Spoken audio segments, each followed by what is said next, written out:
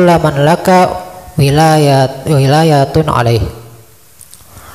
Fa illam taqdir an tu'allimahum kana 'alaika an ta'murahum bil khuruji ila ahli al-'ilmi hatta yata'allamu minhum al-qadra al-mafrudha minhu wa illa athimta wa athimu a'ni ya'samu minhum man kana mukallafan wal qadru wajibu min al-'ilmi ala kulli muslimin laysa bikathirin wa la yakadu yalhaqu at-taliba lahu fi talabihi masyaqqatun insyaallah bisuhulatihi wa li anna Allah ta'ala yu'inu ala dzalik wa yuyassiru lahu idza salahat niyatuhu wa lahu fi talabihi thawabun azimun.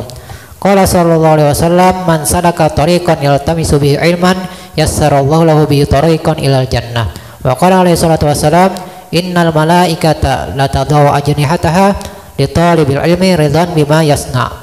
Wa qala alaihi salatu wasallam huduru majlis ilmin afdalu min salati alfi rakaatin wa iyadati alfi maridin wa huduri alfi janazatin al hadis ay tamimil hadis. Wa qala alaihi salatu wassalam innallaha takaffala li talibil ilmi birizqih. Betul, baca halaman 137. Bismillahirrahmanirrahim. Sebagaimana Anda diwajibkan belajar, Anda juga berkewajiban mengajar anak istri dan sekalian orang yang berada di bawah tanggung jawab Anda. Jika Anda tidak kuasa mengajar mereka, maka perintahkan mereka agar pergi belajar kepada guru-guru agama untuk mempelajari perkara-perkara yang wajib dan urusan agama itu. Jika tidak, maka bukan hanya Anda berdosa, mereka pun ikut berdosa manakala telah mukalat. Perkara-perkara agama yang wajib dipelajari oleh setiap muslim tidak terlampau banyak dan tidak akan menyusahkan insyaallah karena terlampau mudah. Bahkan jika ia bersungguh-sungguh, niscaya Allah Subhanahu wa taala akan menolong dan memudahkan jalan baginya untuk mendapatkan ilmu itu. Asal ia tidak membenarkan niatnya, selebihnya ia akan memperoleh pahala yang lebih besar pula. Rasulullah SAW bersabda, man salaka tariqan yaltamisu bihi ilman yasarallahu lahu bihi tariqan ila jannati. Barang siapa menempuh suatu jalan untuk menuntut ilmu pengetahuan, maka Allah akan mempermudah baginya jalan menuju surga. Sabdanya lagi, innal malaikata la tad'u ajnihataha litobil ilmi ridon bima yasna'u. Sesungguhnya para malaikat akan melindungi penuntut ilmu dengan sayap-sayapnya karena ridha dan apa yang dibuatnya. Sabdanya lagi, huduru majlis ilmi abdalu min solati alfi wa atin wa iyadatin alfi maridin wa hudu ri'afin janazati. Menghadirkan diri pada suatu majlis ilmu adalah lebih utama dari solat 1000 rakaat, menziarahi 1000 orang sakit dan mengantar 1000 jenazah. Sabdanya lagi, innallaha taqabbala li talibil ilmi birizqihi. Sesungguhnya Allah menjamin rezeki penuntut ilmu. Alhamdulillah, melanjutkan daripada apa yang disampaikan oleh Al-Habib Abdullah Al-Haddad di dalam kitab beliau Nashaitiniyah wa Ushul Imaniyah tentang kewajiban kita sebagai seorang muslim mukallaf untuk menuntut ilmu agama yang dihukumkan fardu ain atas kita memperbuatnya, maka menuntut ilmunya juga menjadi hukum fardu ain.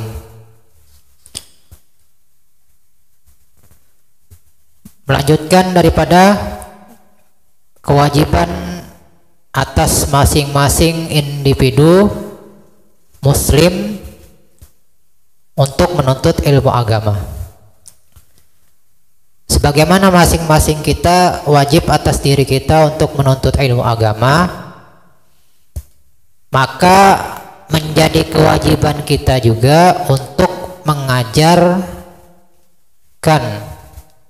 ilmu-ilmu yang hukumnya fardu ain atas mereka mempelajarinya, yaitu anak dan istri kita. Manakala seseorang mempunyai istri, kemudian mempunyai anak, maka yang wajib mengajari mereka adalah si suami atau bapaknya. Dan sekalian orang yang berada di bawah tanggung jawab Anda. Misal kita mempunyai anak angkat, bahasa kita. Jadi kita diserahkan misalnya untuk mengasuh seorang anak. Entah misalnya daripada kerabat kita, anak yatim misalnya, yang menjadi perwalian kita, maka itu juga menjadi kewajiban atas si wali untuk mengajarkannya ilmu agama.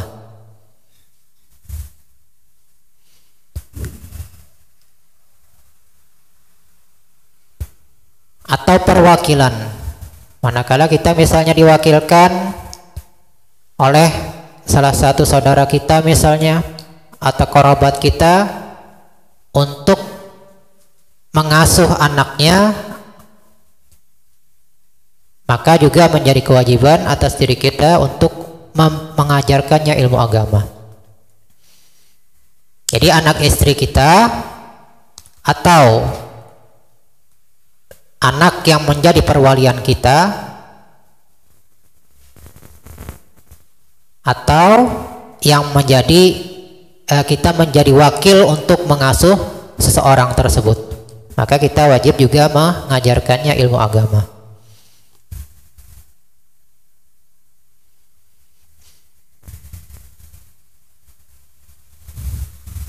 Nah, itu yang wajib kita yang mengajarkan istri dan anak-anak kita, bukan seorang guru, bukan seorang ulama, bukan seorang kiai, bukan seorang habib misalnya yang mengajarkan mereka,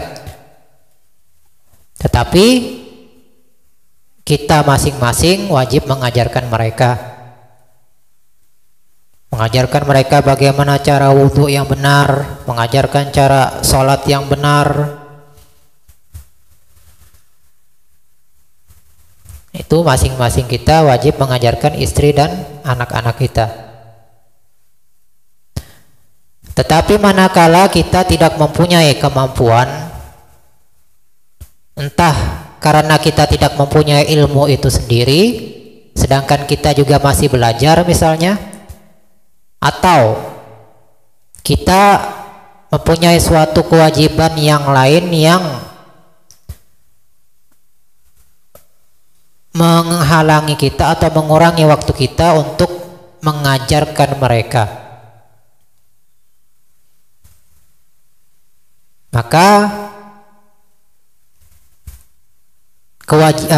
berpindah kewajiban tersebut, yang manakala yang pertama tadi kita wajib mengajarkan mereka secara langsung.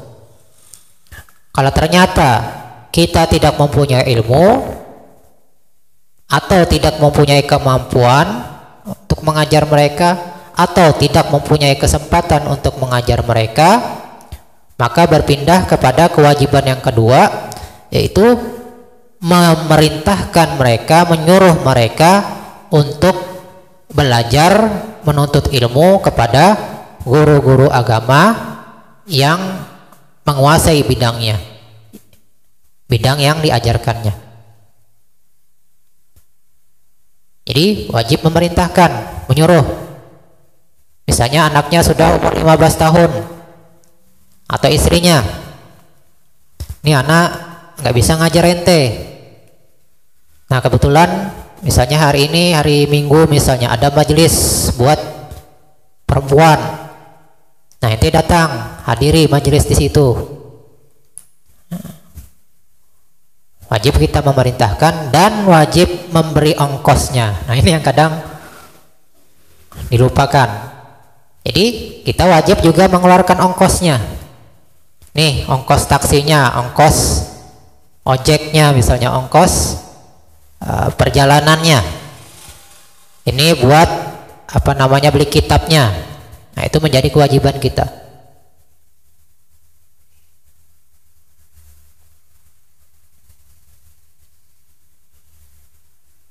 Jadi berpindah kepada kewajiban yang kedua.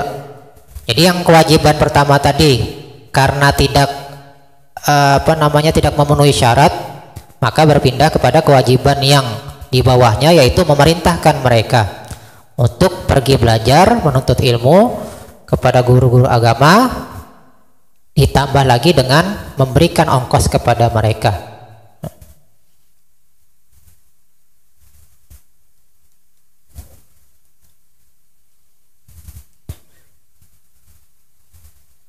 Maka manakala seseorang tidak mengerjakan kedua hal tersebut, yang pertama tadi tidak dikerjakannya, tidak bisa ngajar dan tidak memerintahkan, maka hukumnya berdosa si suami atau si bapak tadi. Dan istri dan anaknya juga menjadi berdosa. Jadi nggak bisa juga misalnya si istri, si anak, wah anak nggak disuruh suami anak, nggak usah, anak nggak usah belajar, nggak disuruh katanya, nggak diajarin dan nggak disuruh. Nah, tetap mereka juga berdosa karena meninggalkan kewajibannya.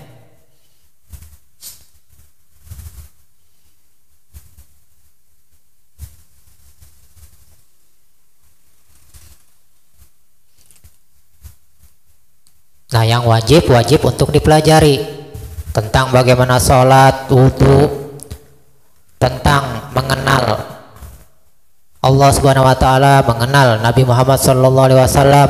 Nah, itu yang wajib dipelajarinya. Mulai terutama atau wajib ketika memasuki usia balik. Tetapi sangat dianjurkan mulai dia berusia tamyiz, sudah bisa bisa menerima pengetahuan, bisa menyerap ilmu pengetahuan, atau dinamakan tamyiz. Dia bisa membedakan, oh ini bagus yang disampaikan guru ini enggak bagus. Nah, bahasa kita sekarang memasuki usia sekolah 7 tahun atau 6 tahun kalau dia sudah bisa bisa belajar. 6 tahun 7 tahun itu sudah diajarkan.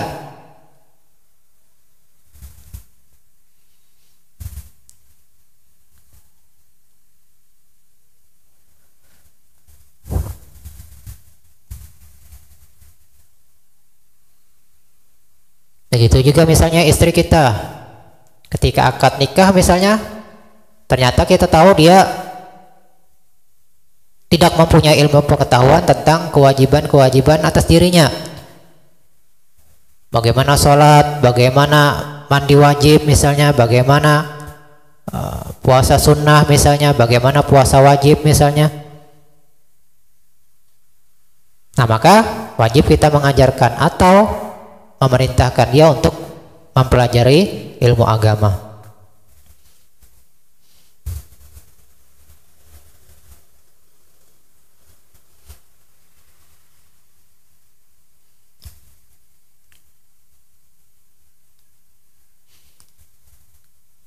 Nah, terus lagi ditambah, ini kadang-kadang juga yang banyak dilupakan.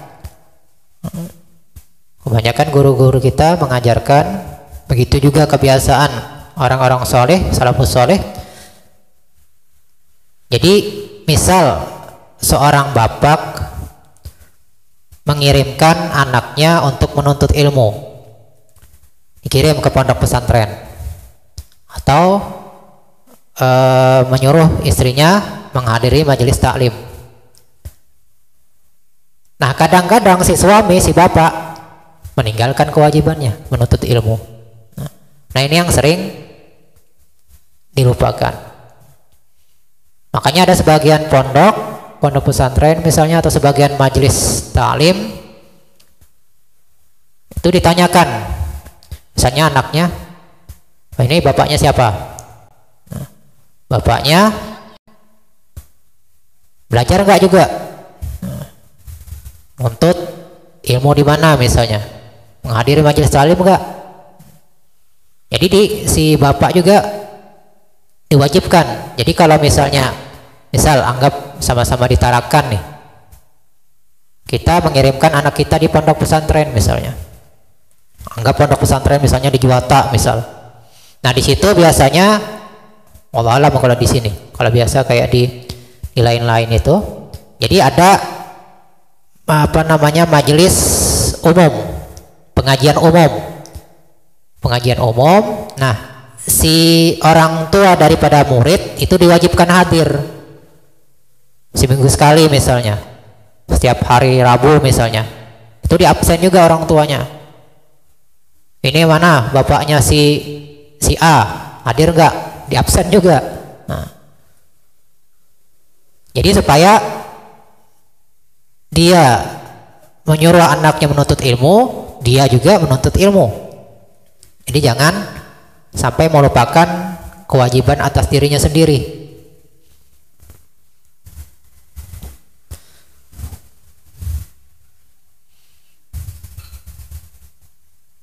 Nah, kemudian beliau melanjutkan menjelaskan bahwasanya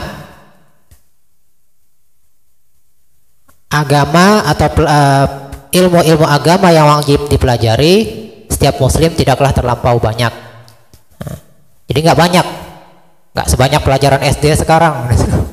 Kelas 1, kelas 2 itu sudah banyak pelajaran yang dipelajarinya. Misal kelas 1 SD, apa yang dipelajarinya? Matematika misalnya, bahasa Indonesia, sejarah, dan lain-lain sebagainya. Ada berapa misalnya mata pelajaran? 10 misalnya, 10 pelajaran. Tapi kalau agama berapa yang kita wajib pelajarin? Cuma 3.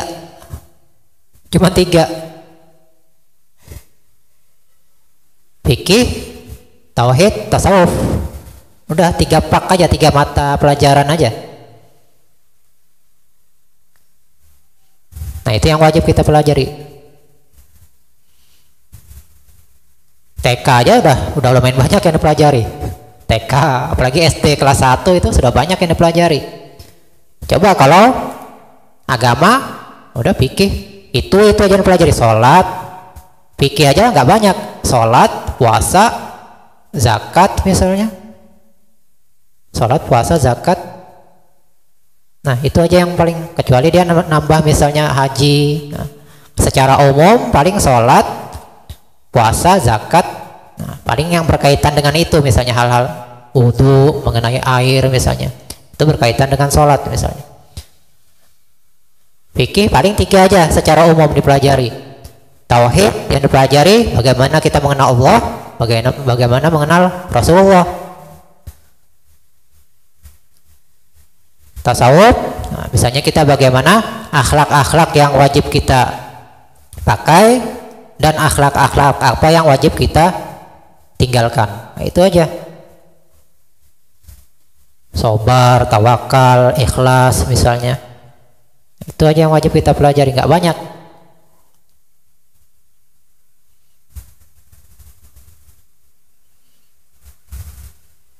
Jarang kan ada majelis tiap hari, majelis taklim tiap hari, nggak ada. Paling pondok, majelis taklim tiap hari misalnya, itu jarang. Paling pondok atau madrasah itu yang tiap hari misalnya ada pengajiannya, pelajarannya.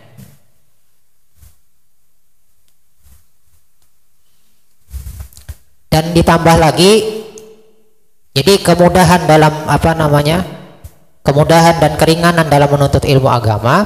Yang pertama tadi kata beliau, nggak banyak yang dipelajari. Itu aja yang diulang. Itu aja yang diulang. Safinah misalnya selesai diulangi lagi. Itu aja yang diulang. Yang pertama nggak banyak. Yang kedua tidak menyusahkan, tidak sulit. Alhamdulillah sekarang misalnya ada terjemahan, dijelaskan gurunya misalnya apa namanya, majelisnya enak, mendatangi tempat majelis enak, mudah, nggak jauh misalnya. Dan yang ketiga, Allah akan menolong dan memudahkan jalan bagi orang yang menuntut ilmu, asalkan dia niatnya benar. Ketiga, dan yang keempat, dijanjikan pahala yang besar. Jadi menuntut ilmu agama yang pertama nggak banyak yang dipelajari. Yang kedua tidak sulit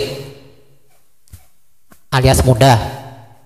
Yang ketiga Allah menolong dan memudahkan jalan bagi orang menuntut ilmu selama dia niatnya benar.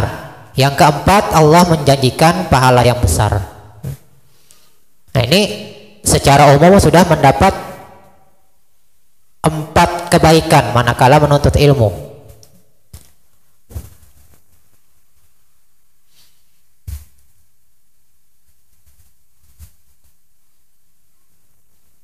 Nah, sekarang majelis enak.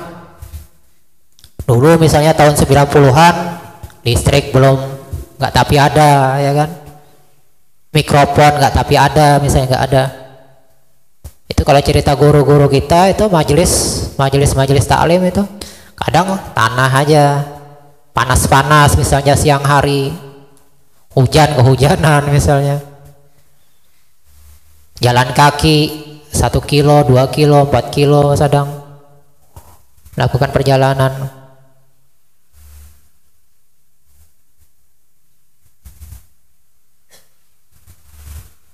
Dan nggak terlalu jauh dan mudah. Sekarang enak, ada bukunya, ada kitabnya.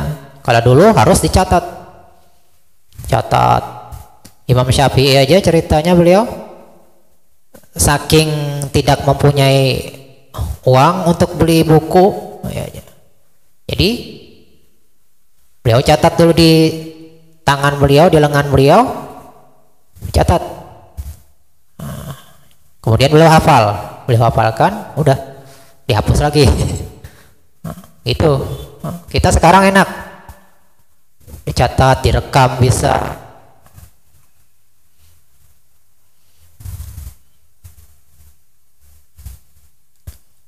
Penyampaiannya mudah, sama-sama bahasa Indonesia. Coba misalnya kita ngaji ke Arab, jadi yang ngajar orang Arab misalnya, nah itu kita perlu memahami bahasa Arab lagi, belum budayanya lagi, memahami budayanya lagi, kan beda-beda budaya masing-masing daerah. Itu juga mempengaruhi dalam menuntut ilmu.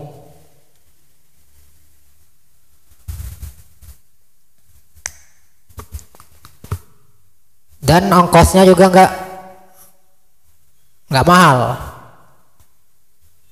Hampir nggak ada majelis ayo wajib iuran tiap hadir misalnya sekian misalnya, hampir nggak ada.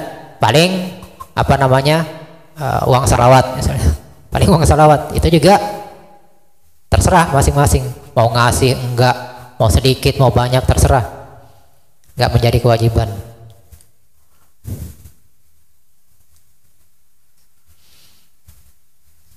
Dan Allah akan menolong, membantu dan memudahkan jalan. Jadi kalau orang yang memang niatnya benar dalam menuntut ilmu dan niat bersungguh-sungguh buat menuntut ilmu, pasti Allah akan menolongnya, mempermudah. Ada aja misalnya, oh ini anak ada motor, nanti kan hadir majelis, anak pinjemin dah katanya. Atau misalnya dulu kalau pengalaman kita itu kadang-kadang waktu masih jalan kaki itu kadang majelis itu singgah, ayo naik katanya motor. Dulu jalan itu mulai sekumpul kadang ke pasar itu 4 kilo jalan. Sebelum asar biasanya jalan sebelum maghrib jalan, nanti salat maghrib di Masjid Al-Karomah itu jalan 4 kilo. Nah, itu di perjalanan tuh kadang-kadang disinggahi orang, ayo naik katanya, naik motor, disinggahin. Kadang macam-macam diberi kemudahan itu.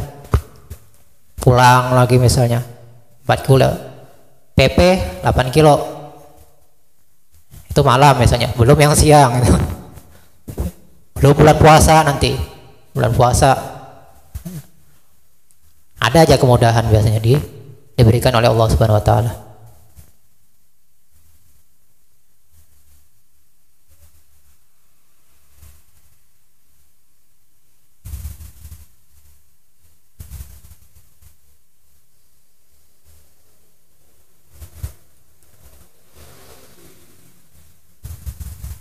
Sama kita juga pengalaman di Jakarta gitu juga. Wah, itu kadang disangguin misalnya. Kadang pejabat-pejabat sana lebih masya Allah daripada kita. Sampai ke wakil gubernur Jakarta misalnya itu, oh kadang ini bis nih pakai katanya. Buat pondok ini pakai selama bulan Maulid misalnya.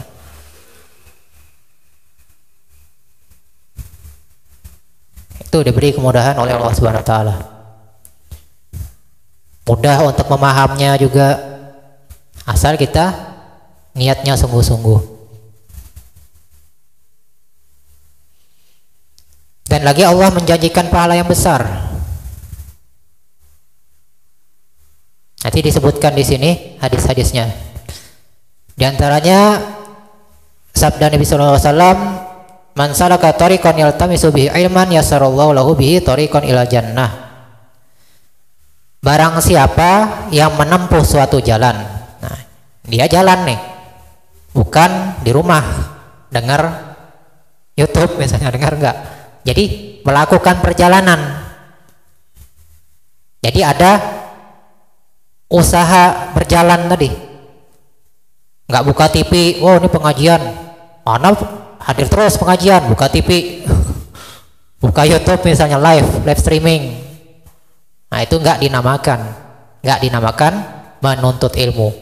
Itu artinya simak.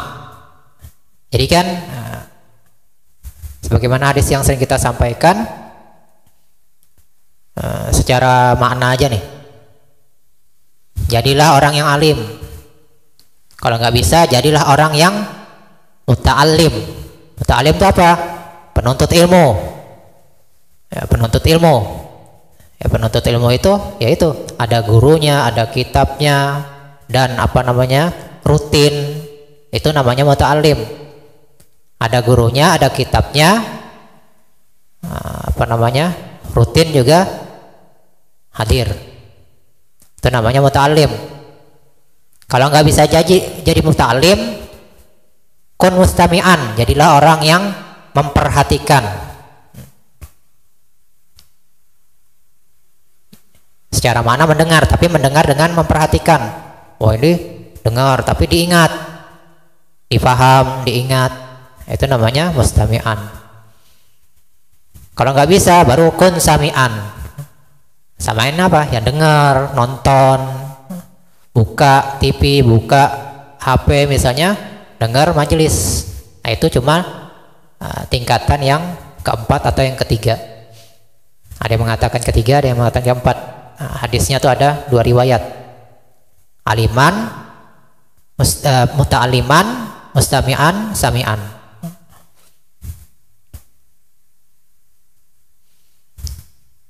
Jadi beda nggak sama. Jadi di sini mansalaka, jadi orang yang menempuh suatu jalan, jadi ada usahanya, nggak nyantai nih, nyantai, oh no, tiap hari tiap malam nyetel nih, live streaming misalnya, tapi nggak ada usahanya melakukan perjalanan. Maka Allah menjanjikan mempermudah baginya jalan menuju surga. Allah menjanjikan dia akan mudah masuk ke surga.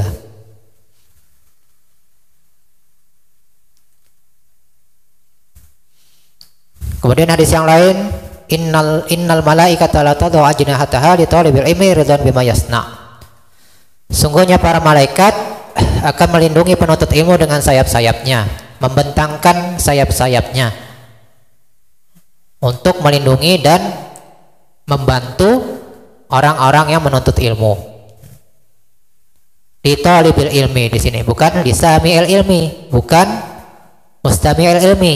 Jadi li talibil ilmi, orang yang menuntut ilmu. Menuntut artinya memang mencari.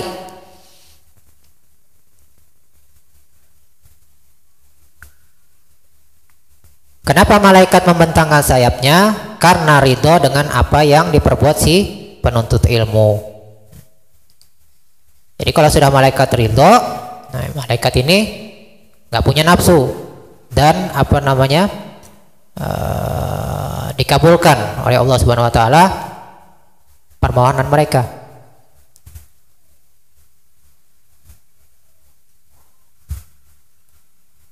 Kemudian hadis yang ketiga,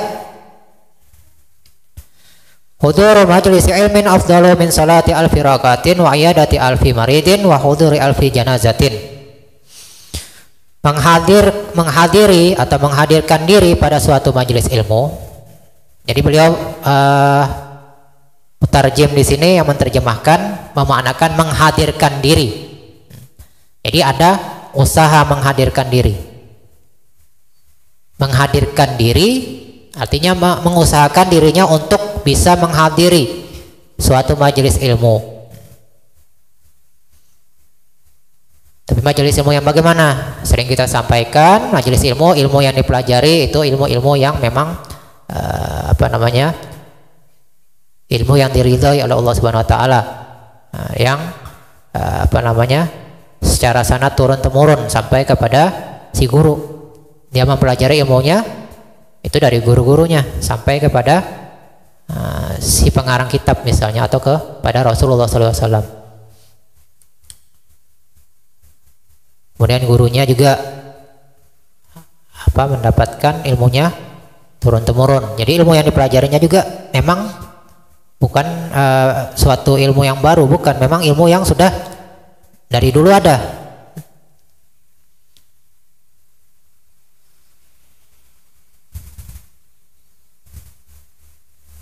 Jadi ilmu-ilmu yang memang bermanfaat bagi kita terutama di akhirat.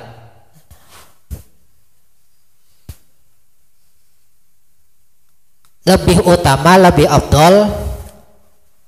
Kalau afdol itu kata kebanyakan ulama artinya aksaru sawaban, paling banyak atau lebih banyak pahalanya.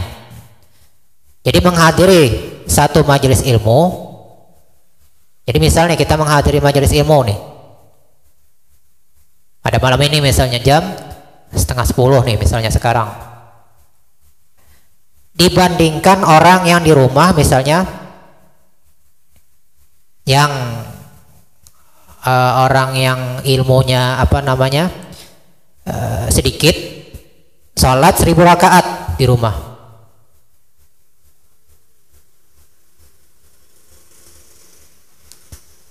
Kemudian dia selesai sholat 1000 rakaat tadi, dia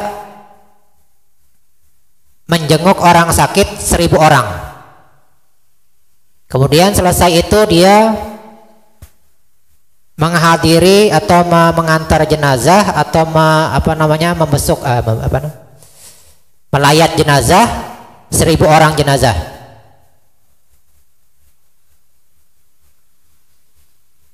Maka yang hadir majelis ilmu itu pahalanya lebih banyak dibandingkan orang tadi. Walaupun dia 1000 rakaat sholat, 1000 orang sakit di besuknya, 1000 jenazah di layatnya. Jadi lebih afdol yang menghadiri majelis taklim walaupun setengah jam misalnya, sejam misalnya, dibandingkan yang sholat 1000 rakaat dan menziarahi 1000 orang sakit dan mengantar 1000 jenazah.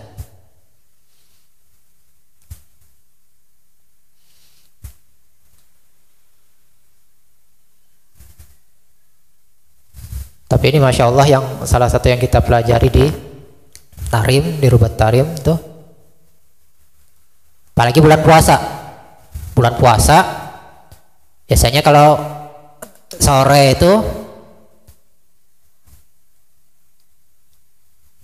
itu misalnya bulan puasa habis sholat asar kan kita ada rohah itu ya, semacam pengajian umum. Selesai itu biasanya datangi ke ruang sakit.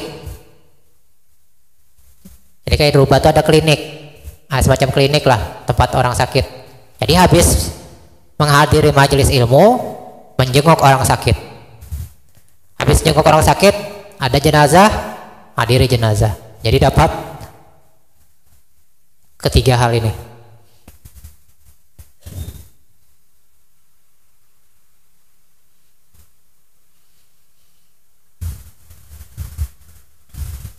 Itu pahalanya sangat luar biasa dibandingkan sholat 1000 rakaat, menziarahi 1000 orang sakit dan mengantar 1000 jenazah. Dan kemudian lagi hadis yang lain menyebutkan innallaha takaffala li talibil ilmi birizqih. Sesungguhnya Allah Subhanahu wa taala menjamin rezekinya penuntut ilmu. Nah, hati ini tambahan daripada rezeki yang sudah Allah jamin terhadap makhluknya.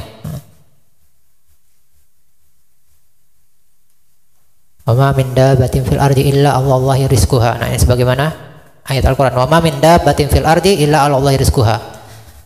Nah, ini semua makhluk Allah Subhanahu wa taala itu Allah beri rezeki. Tetapi manakala seseorang menuntut ilmu lagi, maka Allah beri rezeki yang lain lagi. Artinya rezekinya lebihan lagi.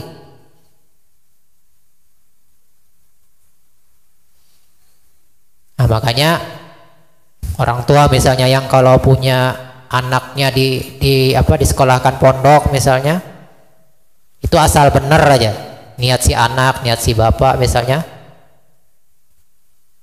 Tuh walaupun misalnya dilepasnya, udah anak nggak ngirim dah, di bulanan nggak perlu anak kirim. Sekalipun seperti itu. Nah, tapi ini jarang yang mempunyai tawakal seperti itu jarang. Nah, itu banyak terbukti. Jadi yang namanya thalibul ilmi itu rezekinya bakal dijamin oleh Allah Subhanahu wa taala.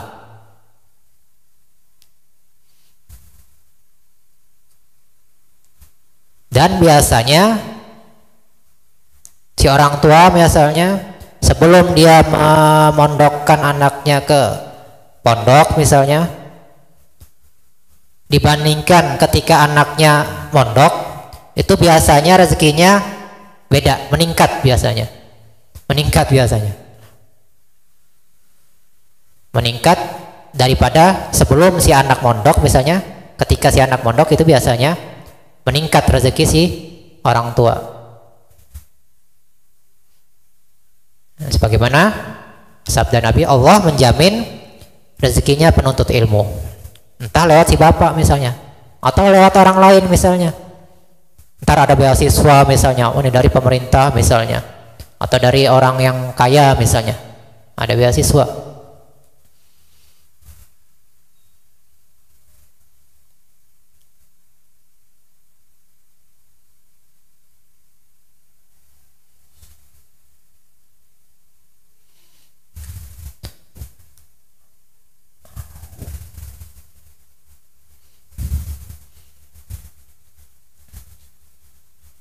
Nah, itu kemudahan-kemudahan dan kelebihan-kelebihan yang diberikan oleh Allah Subhanahu wa taala manakala seseorang menuntut ilmu agama.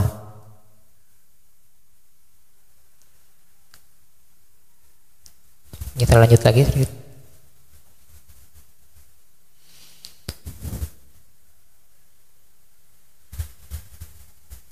Qultu wa hadza takaffulun khasun ba'da takafful al-'am alladhi takaffala Allah bihi li kulli dabbatin fil ardi fi qawlihi wa ma min dabbatin fil ardi illa 'ala Allahi rizquha. Fa yakunu ma'nahu ziyadat ta'sir wa raf'il mu'nah wa raf'al mu'nah wal kulfah fi talabi rizqi wa husulihi wallahu a'lam. Wa fil hadits at-tawil alladhi dzakarahu fihi alaihi salatu wassalam fadlul ilmi qala fi akhirih yulhamuhu su'ada ya'ni al-ilma wa yuhramuhu al-ashqiya laisa min syai'in yajma'u jami'al anwa' ila khair ghair sa'adah wa laisa min syai'in yajma'u jami'a anwa'i syarr siwa syagawah faqad alimta bima taqaddama annahu la udhra lil jahilin indallah ta'ala fi tarkil ilmi wa kadzalika la udhra li alimin fi tarkil amali bi ilmi. Betul dibaca sambungannya. Sesungguhnya ia merupakan jaminan Allah yang pasifik sesudah jaminan umum yang biasanya diberikan kepada sekalian makhluknya yang melata di muka bumi, sebagaimana telah difirmankan olehnya dalam Al-Quran, wa man min dabatin fil ardi illa 'ala Allahi rizqaha, dan tidak satu pun makhluk bergerak bernyawa di bumi melainkan semua dijamin oleh rezekinya, dijamin Allah rezekinya. Jadi yang dimaksud dengan jaminan Allah terhadap rezeki penuntut ilmu ialah menambah kemudahan baginya, menolong dan menjauhkan darinya kesusahan dan kesulitan dalam mendapatkan rezeki itu. Allahu a'lam. Dalam sebuah hadis panjang di mana Nabi Muhammad SAW menerangkan tentang keutamaan ilmu pengetahuan, akhirnya beliau bersabda, ilmu itu dikaruniakan kepada orang-orang yang bahagia dan dijauhkan dari orang-orang yang celaka. Tiada suatu benda pun terhimpun padanya semua jenis kebaikan seperti terhimpun dalam kebahagiaan.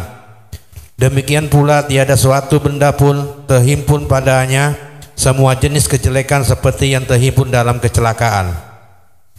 Bertolak dari pembicaraan di atas, kini mengertilah Anda bahwa seorang bodoh tidak akan beroleh alasan apapun di hadapan Allah Subhanahu wa taala karena tiada menuntut ilmu, sebagaimana seorang alim tidak mempunyai alasan apapun untuk meninggalkan amalan dengan ilmunya. Beliau menyampaikan bahwasanya rezeki yang dijamin oleh Allah Subhanahu wa taala terhadap seorang penuntut ilmu itu adalah tambahan untuk kemudahan bagi si penuntut ilmu. Dan lagi Allah Subhanahu wa taala menjadikan hal tersebut sebagai suatu penolong bagi si penuntut ilmu dan menjauhkan darinya kesusahan dan kesulitan dalam mendapatkan rezeki itu. Jadi si orang tua misalnya yang biasanya sulit dapat rezeki misalnya sebelum si anak menuntut ilmu, nah manakala si anak misalnya menuntut ilmu, orang tua ini bakal diberi kemudahan oleh Allah Subhanahu wa taala.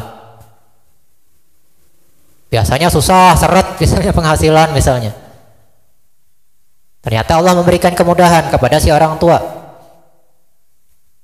dan Allah menolong dengan berbagai macam cara, dan Allah menjauhkan darinya kesusahan dan kesulitan dalam mendapatkan rezeki itu.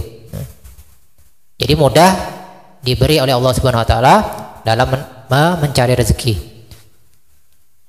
Ini kalau misalnya si orang tua yang menafkahi anaknya dalam menuntut ilmu. Makanya biasanya kalau orang yang paham itu mereka berlomba-lomba untuk memberi atau memberi nafkah atau memberi sesuatu kepada penuntut ilmu.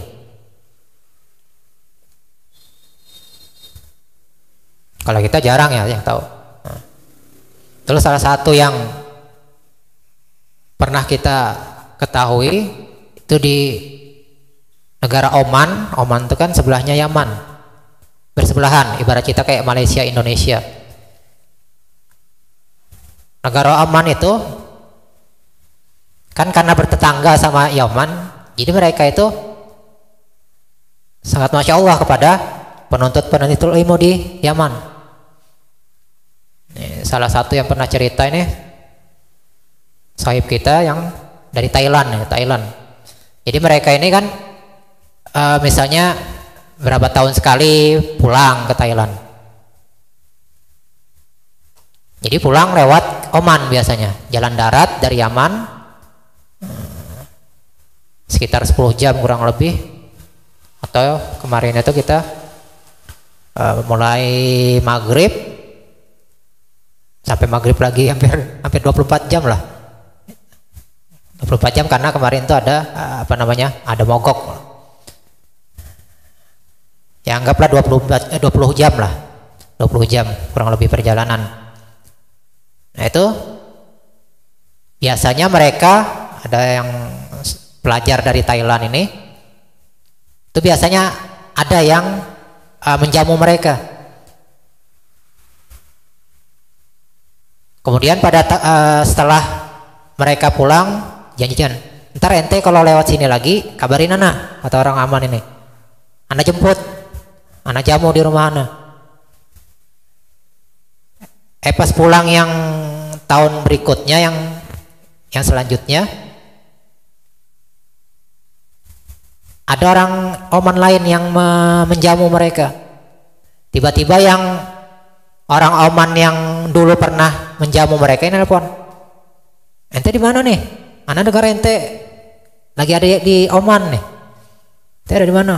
Wah, ana dijamuin. Wah, gimana ente? Oh, rebutan mereka, rebutan. Oh, ente harusnya tempat ana. Ntar ana jemput ya katanya. Saking mereka rebutan menjamu penuntut ilmu.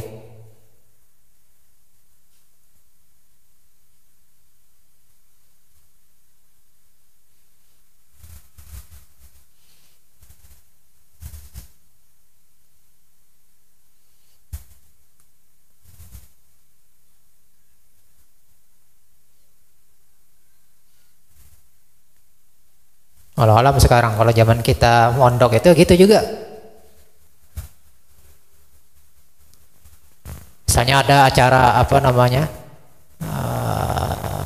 kendurian atau makan itu, pasti yang didahulukan tuh santri. Santri dulu di booking. Santri dulu di booking. Jadi nggak pakai undangan resmi, langsung dijemput pakai bis. Jadi sebelum undangan yang lain hadir itu biasanya santri dulu dijemput. Santri duluan menghadiri misalnya resepsi pernikahan misalnya atau acara-acara lain. Itu santri dulu dijemput buat makan, untuk menghadiri acara-acara itu biasanya santri dulu didahulukan.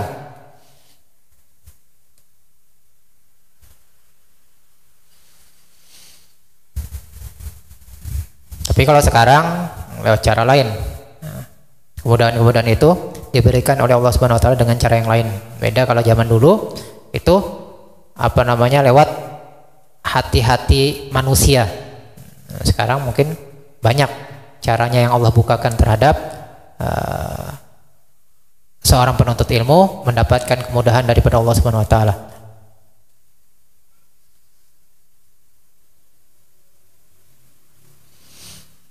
Kemudian dalam hadis yang panjang disebutkan bahwasanya Nabi SAW menerangkan tentang keutamaan ilmu pengetahuan. Tetap kita harus menggarisbawahi bahwasanya ilmu pengetahuan yang di sini yang dimaksud adalah ilmu yang bermanfaat di dunia dan akhirat, terutama di akhirat. Jadi ilmu yang bermanfaat di dunia dan akhirat. Apa keutamaannya? ilmu itu bakal dimudahkan, akan diberikan kepada orang-orang yang bahagia. Orang-orang yang bahagia. Dan dijauhkan dari orang-orang yang celaka. Jadi menjadi tanda, menjadi ciri seseorang apakah dia bakal menjadi orang yang beruntung di akhirat ataukah tidak, ataukah dia bakal menjadi orang yang celaka di akhirat. Itu bisa dilihat, ini ciri namanya ciri itu enggak 100% iya kan, cuman tanda. Ibarat kita ya 90% lah. Itu bisa dilihat dengan cirinya, yaitu dimudahkan ilmu tersebut, ilmu agama. Artinya kalau orang tanda-tanda orang yang beruntung, dia dalam menuntut agama itu mudah, senang, hobi, istiqomah, mudah paham misalnya. Tetapi sebaliknya, manakala seseorang tergolong orang-orang yang celaka, pokoknya ilmu itu dipersulit bagi dirinya. Entah dia malas menghadiri majelis taklim, entah dia susah dalam memaham, entah dia bisa juga benci terhadap ilmu agama, benci kepada penuntut ilmu, benci kepada ulama, benci kepada habaib. Nah, itu juga bisa dikatakan tanda, ciri daripada orang yang celaka.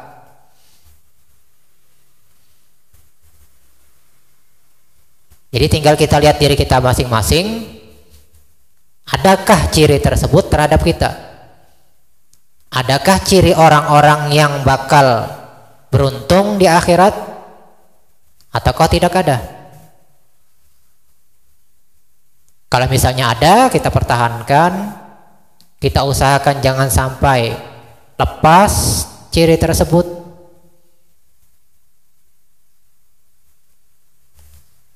Dan kita usahakan sampai dalam mati kita husnul khotimah dalam menuntut ilmu agama.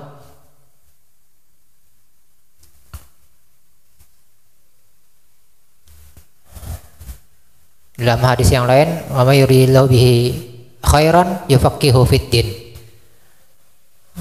Wa may yuridillahu bihi khairan yufaqihu fiddin. Barang siapa yang Allah kehendaki atas seseorang mendapat kebaikan, nah, khairan itu kebaikan, entah kebaikan dunia ataupun akhirat atau kedua-duanya, maka Allah akan memberi faham kepada orang tersebut dalam masalah ilmu agama. Memberi paham ini enggak mesti alim, enggak. Yang penting dia itu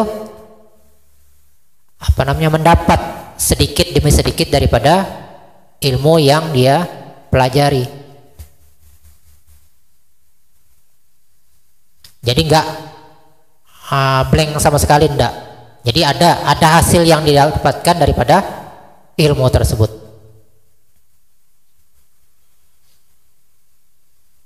Walaupun misalnya dia secara ilmu ditanya orang, apa sih rukun-rukun sholat, apakah syarat-syarat sholat misalnya, dia nggak bisa menjelaskan, tapi secara praktek dia bisa. Nah, itu dia sudah mendapatkan faham daripada ilmu agama. Walaupun dia nggak bisa menjelaskan, nggak bisa menyampaikan, tapi dia secara praktek bisa. Makanya kebanyakan sahabat mereka itu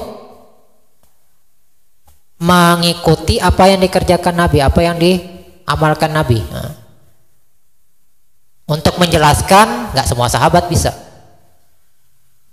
tapi secara praktek mereka bisa. Oh, Nabi itu sholat seperti ini, wudhu seperti ini. Tapi disuruh menjelaskan, nggak semua sahabat bisa.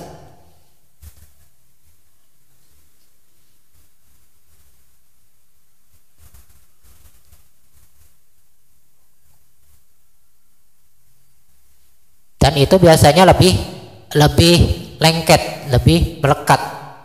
Nah, ilmu yang didapatkan secara praktek.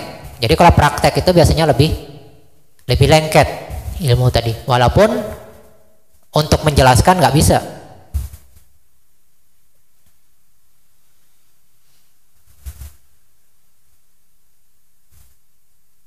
Hanya kalau misalnya dapat seorang ulama, seorang guru yang misalnya itu Masya Allah, oh liatin tuh bagaimana beliau sholatnya. Oh sholatnya gini ternyata beliau. Cara wudhunya seperti ini misalnya. Berpakaiannya seperti ini. Jadi kita bisa melihat daripada guru kita.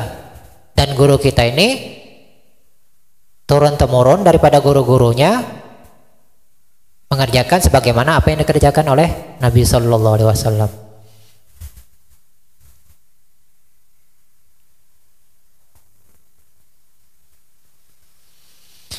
Tiada suatu benda pun terhimpun padanya semua jenis kebaikan seperti yang terhimpun dalam kebahagiaan.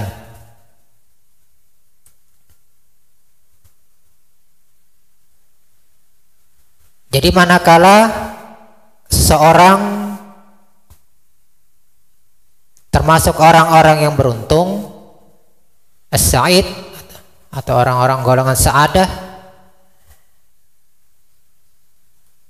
itu menghimpunkan semua jenis kebaikan di dirinya. Makanya kita senantiasa hendaklah berdoa supaya kita dimasukkan sebagai orang-orang yang beruntung. Kita nggak tahu masing-masing kita ini apakah termasuk golongan orang yang beruntung ataukah tidak.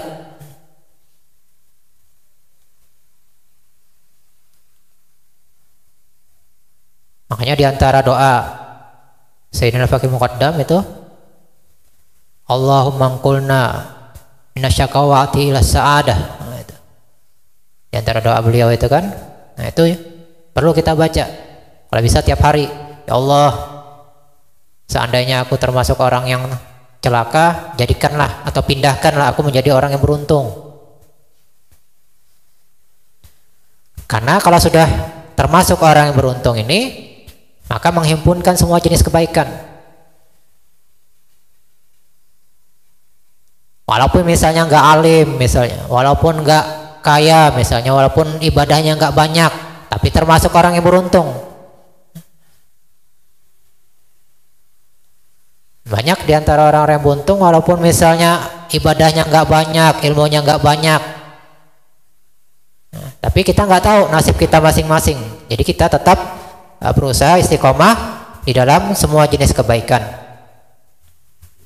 Berapa banyak misalnya orang yang asalnya perbuatannya nggak baik semua, sholat nggak pernah misalnya, perbuatannya dosa aja. Tetapi dalam satu waktu dia bertaubat, selesai bertaubat sampai umurnya. Nah, maka orang tersebut termasuk orang-orang yang beruntung. Ibadahnya nggak banyak, belum sempat sholat misalnya, belum sempat puasa, tapi dia taubatan nasuha misalnya. Begitu taubat, habis umurnya, maka digolongkan orang yang beruntung. Dan berapa banyak sebaliknya, ibadahnya banyak, ilmunya banyak, tapi termasuk golongan sagoah, orang yang celaka. Iblis itu diantaranya. Ibadahnya itu semua, tidak ada satu jengkal pun di muka bumi ini itu pernah disujuti si iblis. Kalau kita kan paling berapa masjid doang yang pernah kita sholatin misalnya, berapa tempat doang. Iblis semua titik, semua jengkal di muka bumi ini sudah disolatinya, sudah disujutinya. Ilmunya alim dia, dan pernah memimpin pasukan malaikat. Saking alimnya, makanya dijadikan pemimpin malaikat walaupun dia bukan malaikat. Jadi iblis ini bukan malaikat asalnya.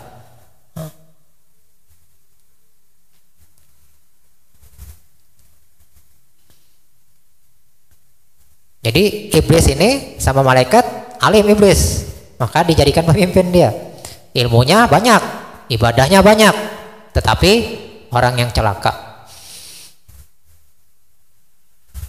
Barsiso, Bal'am, sama juga itu orang alim, asalnya wali, ibadahnya banyak, tapi termasuk orang yang celaka.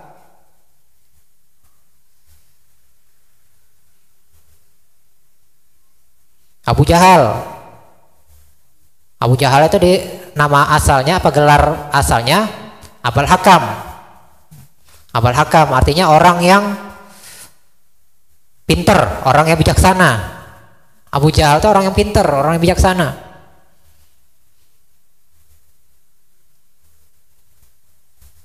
Tetapi manakala termasuk orang yang celaka, nggak berguna sama sekali ilmunya.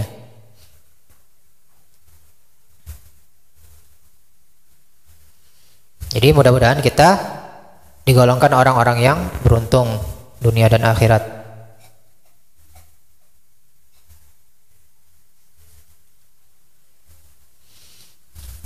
Dan demikian pula tidak ada kejelekan terhimpun pada sesuatu yang lebih banyak terhimpunnya terhadap orang yang digolongkan orang yang celaka.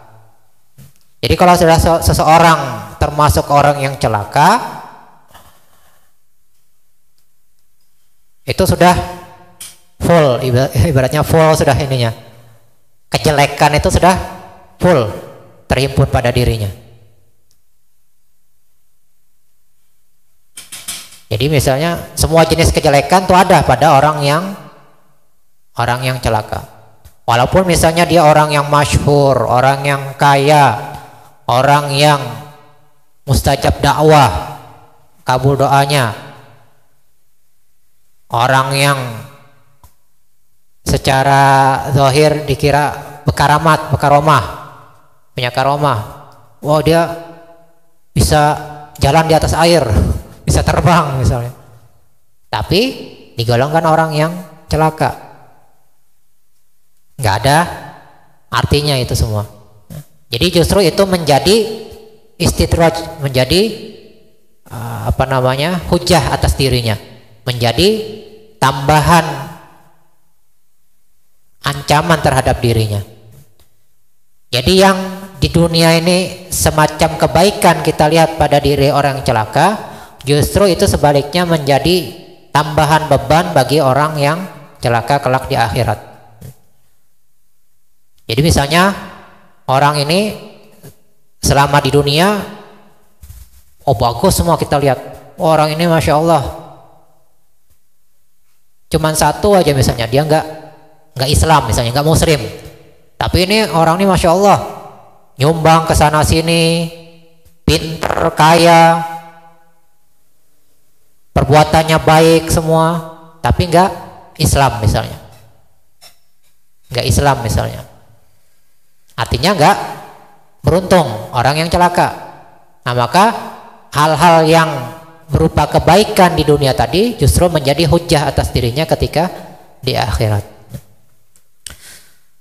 Nah, mudah-mudahan Allah Subhanahu Wa Taala menjadikan kita daripada golongan orang-orang yang beruntung di dunia dan akhirat, dan digolongkan kita menjadi orang-orang yang istiqomah di dalam mazhab Ahlussunnah wal Jamaah, dalam taat kepada Allah dan Rasulnya, dan menjadikan kita orang-orang yang mati dalam husnul khawatimah. Amin ya rabbal alamin. Nah, itu dulu yang bisa disampaikan, kurang lebih mohon maaf. Wal afu minkum wallahu subhanahu wa ta'ala alam.